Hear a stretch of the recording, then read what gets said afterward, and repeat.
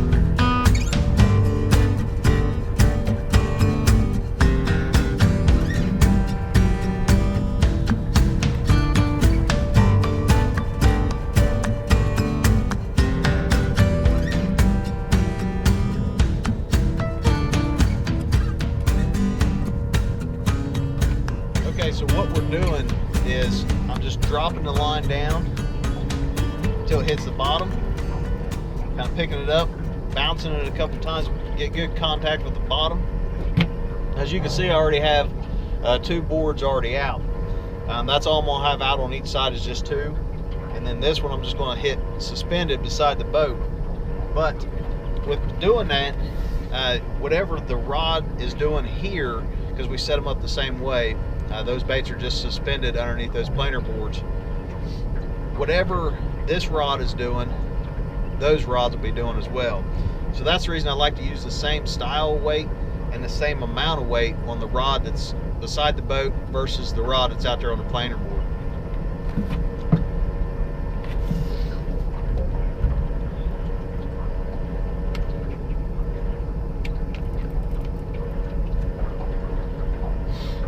And what I mean by, what it's doing, depending on how slow you're going and depending on how much current you have, you don't want your baits sweeping up behind the planer boards or sweeping up behind your rods. So you can see that my bait and line is hanging almost straight down. So that means I got just about enough weight for the speed that I'm wanting to go. So let's get the rest of the boards out.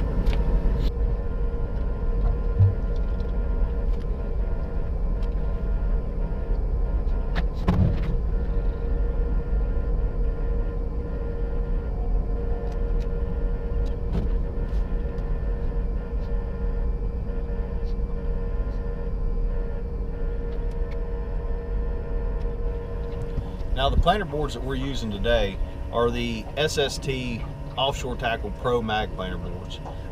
You guys have seen me talk about these before. I've actually done some live Tackle Talk Tuesdays about planer boards, so if you haven't watched that, make sure you go back and you look at those Tackle Talk Tuesday live shows that I've done on planer boards. Now you guys have seen me use these before.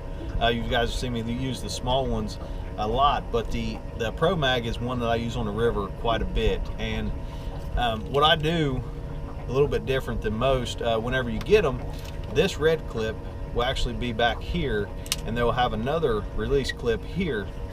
But I will actually attach what is called a pigtail, and it's just a quick attach to attach it to your line. And then I will take the red clip that you get on the back, and I will attach it to the front. Okay, and that's just a release clip that's got a nipple in the center, and you can put your line behind the nipple or in front of the nipple, depending on if you want it to release and let go. Me personally, I like to put it ahead of the nipple. That way that, you know, if I get a bite or catch a fish, it will release, and then this pigtail will just slide up and down the line, and you're only fighting the fish instead of the board and the fish. Now, something else that I like about these, you can actually put that flag up if you get into some waves or some choppy times where, you know, you may not be able to see them very well. You can put those flags up and you can see them a little bit better. Or they got what is called a tattletale system, that whenever you get a bite, there's a attachment back here, and whenever you get a bite, the flag will actually come up and let you kind of know in case those fish just come up and grab it and don't actually take it down or take off with it. So let's get this last one out, see if we can't put a fish in the boat.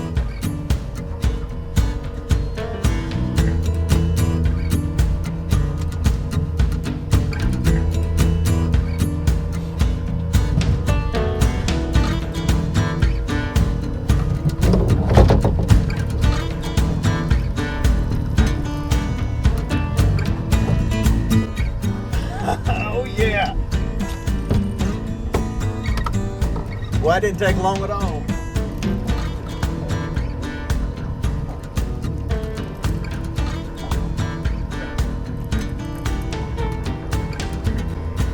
Just a small one to start, but hey, we'll take it.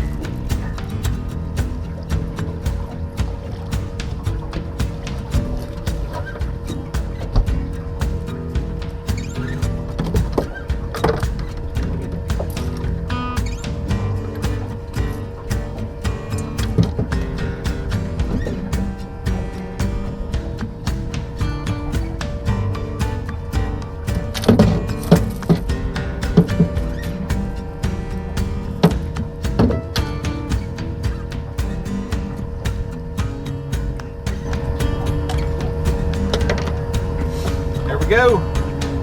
Small little starter fish, but hey, maybe we can get a big one in the boat. Who knows?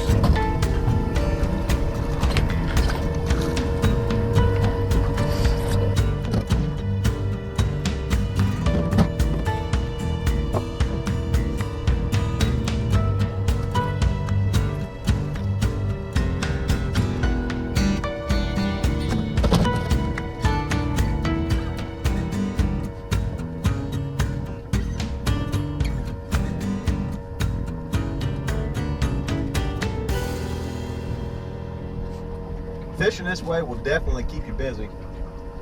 There's a lot to keep up with. You know, you're constantly moving, constantly having to slow your boat down or speed your boat up, constantly having to adjust depths of lines depending on how the contour goes on the bottom. You know, today we picked a nice kind of flat that's just kind of rolly with about a foot intervals. So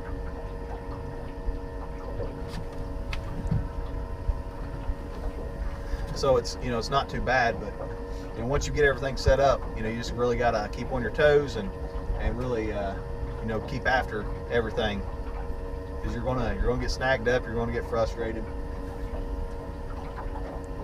So just keep after it. We got one. That's what we wanted to do. So hopefully we can catch some more. So we got about 2 mile-an-hour current, and we're able to slow that boat down. We're able to slow the boat down to about 0.5 and still run everything good. So that's how that last fish we caught, it come off about 0.5 mile an hour. So hopefully we stay on them. It's definitely encouraging knowing that they're, at least we caught one. All right, folks, that's going to do it for us today. Unfortunately, we was only able to really catch the one fish drifting. It's a little early for the drift bite and the dragon bite, but it is nice to see those fish starting to hit while you're moving. So if you guys haven't subscribed, make sure you subscribe to Slender Cat Outdoors. Make sure you hit that notification bell. We put out new videos each and every week. Hopefully you've learned something today, be able to take back to your area that you're from. Hope you enjoyed, and we'll catch you next week on Slender Cat Outdoors.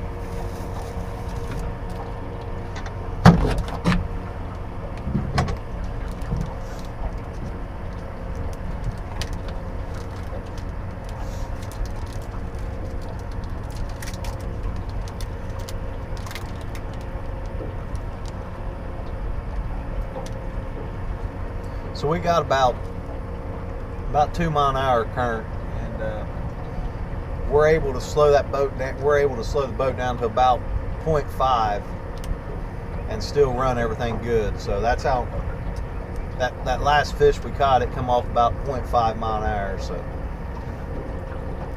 hopefully we can stay on them.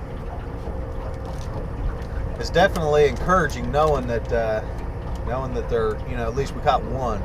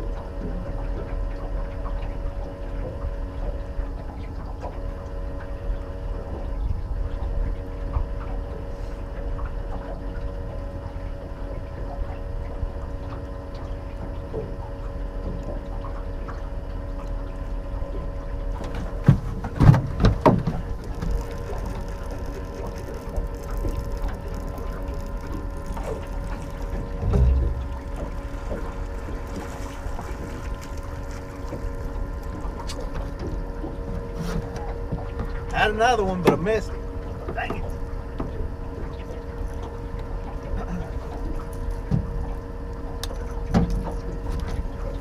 He hit her hard too.